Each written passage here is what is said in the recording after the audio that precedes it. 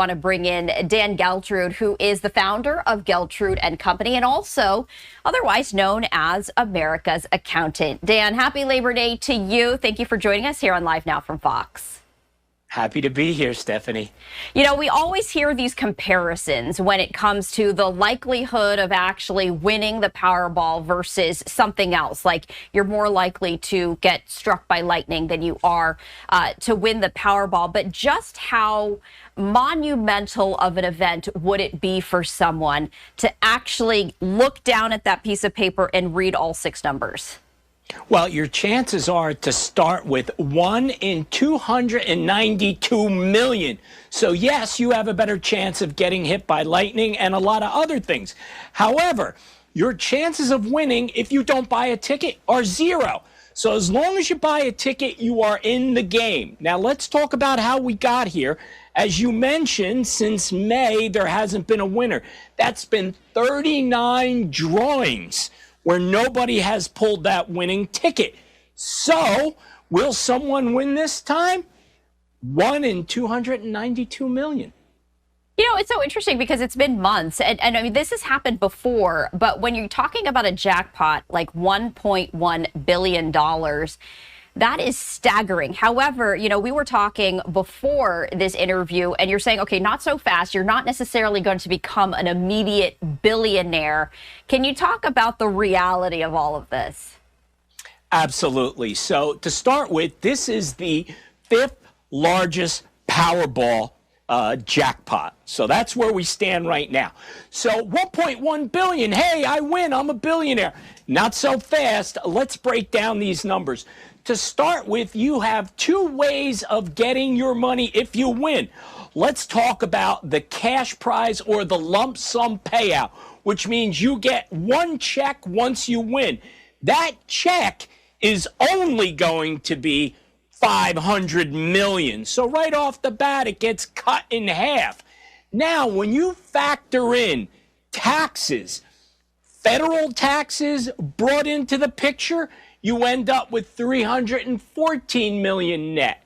Now, let's say you're in a state like I am in New Jersey, which is a high-tax state, and you factor in state taxes. Now, get this, you would only walk away with a mere $260 million, about a quarter of what it's advertised as. So definitely not as big as the 1.1 billion, but I don't think anyone would walk away from the amount you just described.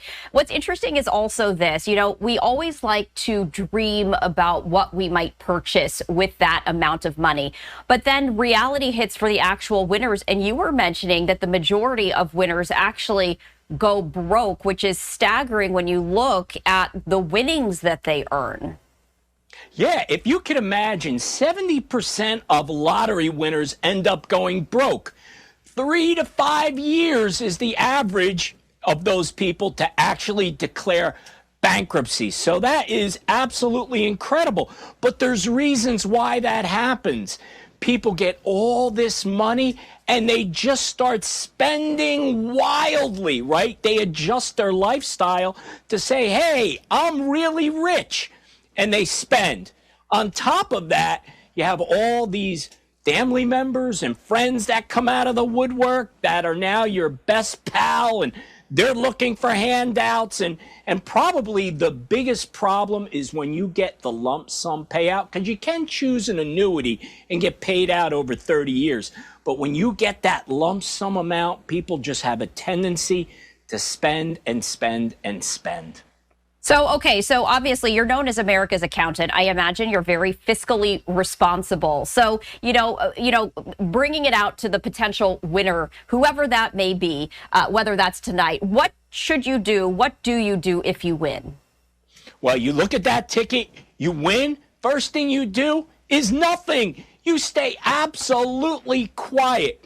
You sign the ticket and you put it someplace safe. And you hold on to it because now you have to hire your team of professionals. You need to get your lawyer, you need to get a CPA, and you need to get your financial planner. That's your team. Now you take your time, and the first thing you're going to do is deciding whether you're going to get the lump sum, like we talked about, or whether you're going to get paid over those 30 years in the form of an annuity. Then you want to make sure you're planning for taxes. First thing you want to do, I know it doesn't sound sexy with all that money, is you want to make sure that you clear up all of your debts. Get rid of those liabilities. That is the first thing. Second thing is, how about this? Set some limits on how generous you're going to be. Now, it's good to be generous, but there's also a thing as being over generous because, again, people are not thinking this money could run out. So it's great to be generous, but you want to make sure that you're saving enough for what you need to do. Definitely some smart advice, not just really for the Powerball jackpot, for any amount of money that you do. Take your time, be smart about it, have a great team around you before you make any rash decisions. I do need to ask you, Dan, are you purchasing a ticket? Have you bought one already? I have not, but before I go home today, I am absolutely getting my ticket because, again, I'll take the $1 in $292 million chance. It's better than zero. It is absolutely true. You can't win if you don't play, right? That's what they say. Dan, it's such a pleasure. We appreciate you taking the time to join us here on Live Now from Fox. Thank you.